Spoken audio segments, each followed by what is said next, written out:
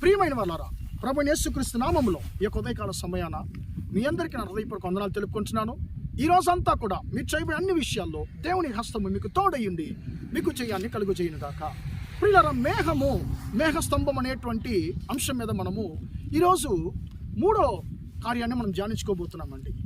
మేఘస్తంభము మనకు నేర్పించేటువంటి పాఠాలు. మొట్టమొదటిగా మేఘస్తంభము మనం వెళ్ళే ప్రతి చోట, మనం వేసేటువంటి ప్రతి అడుగులో యెహోవా మనకు తోడై ఉన్నాడు, మనతో వచ్చుచున్నాడు అనేటువంటి పాఠాన్ని మేఘస్తంభం ద్వారా దేవుడు మనకు నేర్పిస్తున్నాడు.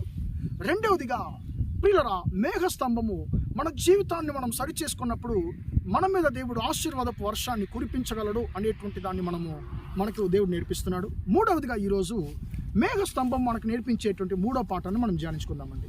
సంఖ్యాకాండము 12వ అధ్యాయంలో ప్రియులారా, మొదటి వచనం నుంచి ఒక సంఘటన మనం చూస్తున్నామండి. కూషు దేశ స్త్రీని మోషే వివాహం చేసుకున్నది బట్టి అహరోను, మిరియాము మోషేకి విరోధముగా వారు మాట్లాడుతున్నారు. యెహోవా మోషే ద్వారా మాత్రం బయలుపరిచాడా, మా ద్వారా ఏం బయలుపరచలేదని చెప్పి మోషేకి విరోధముగా వారు మాట్లాడుచున్నాడు. ఆ మాటలను యెహోవా వినేను అనేటువంటి మాటను మనం 2వ వచనంలో చదువుతున్నాం. ప్రియమైన దేవుని బిడ్డలారా, ఈ యొక్క అహరోను, మిరియాము మోషే కన్నా వయస్సులో పెద్దవారండి. మోషే వీరిద్దరికి కూడా తమ్ముడు. సొంత తమ్ముడికి విరోధముగా ప్రియులరా అన్న, అక్క ఇద్దరు మాట్లాడుతున్నారండి.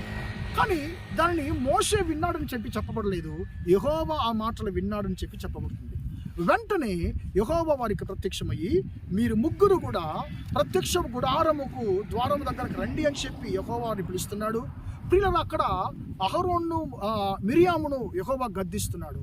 ప్రియులరా, ఆయన మేఘ స్తంభములో దిగి, 5వ వచనంలో చెప్పబడుతుంది, యెహోవా మేఘ స్తంభములో దిగి అనేటువంటి మాటను మనం 5వ వచనంలో చదువుతున్నామండి.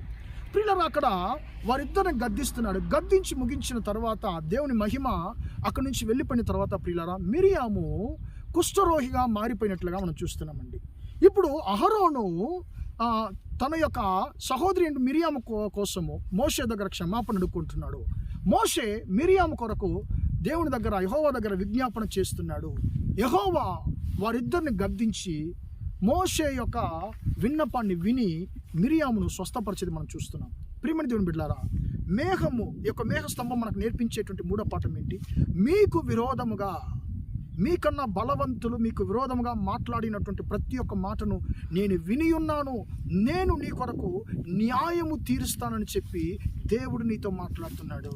ప్రియమైన దేవుని బిడ్డలారా, కొన్నిసార్లు మనకన్నా పెద్దవారు, అనుభవంలో వయసులో పెద్దవారు మనకి విరోధంగా మాట్లాడినప్పుడు మనం వారిని ఎదిరించి మాట్లాడలేమండి. ఎందుకంటే మనకు బలం సరిపోదు, మనకు బాధకరంగా ఉంటుంది.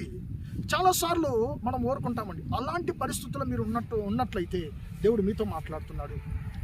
నా కుమారుడా, నా కుమార్తె, నీకు విరోధముగా ఎప్పుడు మనుషులు మాట్లాడుతూనే ఉన్నారని చెప్పి బాధపడుతున్నావేమో. నీకు విరోధముగా మాట్లాడబడే ప్రతి ఒక్క మాటను నేను విని ఉన్నాను. నీ కొరకు నేను ఖచ్చితంగా న్యాయము తీరుస్తాను, నీ కొరకు ఖచ్చితంగా నేను న్యాయము తీరుస్తాను, నీకు న్యాయము చేస్తానని చెప్పి యెహోవా నీతో మాట్లాడుతున్నాడు. ప్రియులారా, మోషే తన కొరకు ఆయన పోరాడలేదండి, యుద్ధం చేయలేదు, యెహోవా వారిని న్యాయము తీర్చాడు. ప్రియమైన దేవుని బిడ్డలారా, మీకు విరోధముగా మాట్లాడబడే ప్రతి ఒక్క మాటను దేవుడు విని ఉన్నానని చెప్పి ఆయన అంటున్నాడు. ఖచ్చితంగా మీ కొరకు ఆయన యుద్ధము చేసి మీకు న్యాయం చేసేటువంటి దేవుడు అయి ఉన్నాడు. ప్రార్థన చేద్దాము. ప్రేమగల మా తండ్రి, దయగల దేవ, ఇంతవరకు ఈ మాటలు విన్న మీ బిడ్డలు మీరు దీవించండి, ఆశీర్వదించండి అయ్యా. తన స్తోత్రం, మాకు విరోధముగా మాట్లాడబడే ప్రతి ఒక్క మాటను విని ఉన్నావని, తని మా కోసము మీరు న్యాయం తీర్చబోతున్నారని, మీరు మేఘస్తంభం ద్వారా మాట్లాడినటువంటి తండ్రి పాఠాన్ని గురించి మీకు స్తోత్రము అయ్యా. మా జీవితంలో మా కొరకు మేము యుద్ధం చేయకుండా తండ్రి నీకు అప్పగించడానికి ఉపదేశించమని ప్రార్థిస్తున్నాను అయ్యా. ఈ రోజంతా కూడా మీ బిడ్డలు చేసే అన్ని విషయాలు మీ ఆశీర్వదించేటువంటి హస్తం వారికి తోడైండి నడిపించమని యేసయ్య నామములో ప్రార్థించి అడిగి వేడుకొంచున్నాను తండ్రి.